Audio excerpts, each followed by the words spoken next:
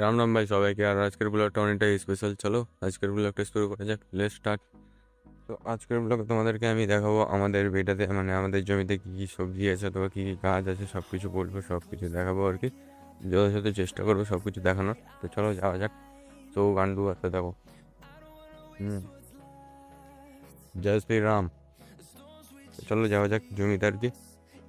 জমিতে খুব কম আসি, না বলতে কম আসি। আজকে আমি আসছিলাম রানিংয়ে, মানে দৌড়াতে গেছিলাম আজকে। অনেকদিন পর আজকে একটু দৌড়িয়েছি, হাঁপিয়ে গেছি ভাল।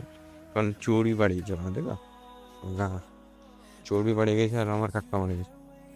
তো তার জন্য একটু দৌড়াতে আসতে হয়, দৌড়াতে আসছি বললেই চলে।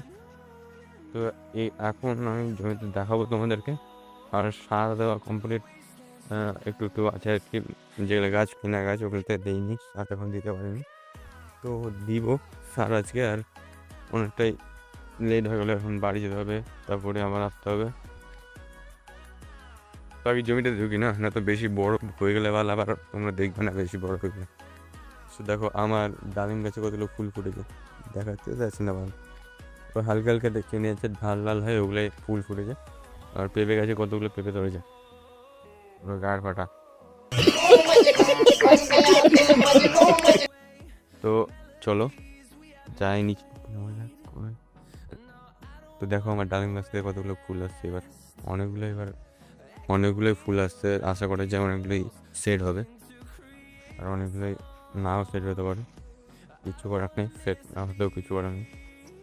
এখন আমার বোর্ডের গাছটা একটু ভালো লাগছে, কারণ এখানে এখানে একটা বীজ স্প্রে করেছিলাম, তার জন্য বোধ একটু ভালো হয়েছে। আর ভালো হওয়ারই কথা, কারণ এখন ফাঁকা করে জায়গাটা ফাঁকা আছে। ভালো তো হওয়ারই কথা, না হওয়ার তো কথা না। এগুলো সব কাটে দিচ্ছি, শঙ্কর আলুর এগুলো সব কাটে দিতে হবে, ফাঁকা করে দিতে হবে একদম।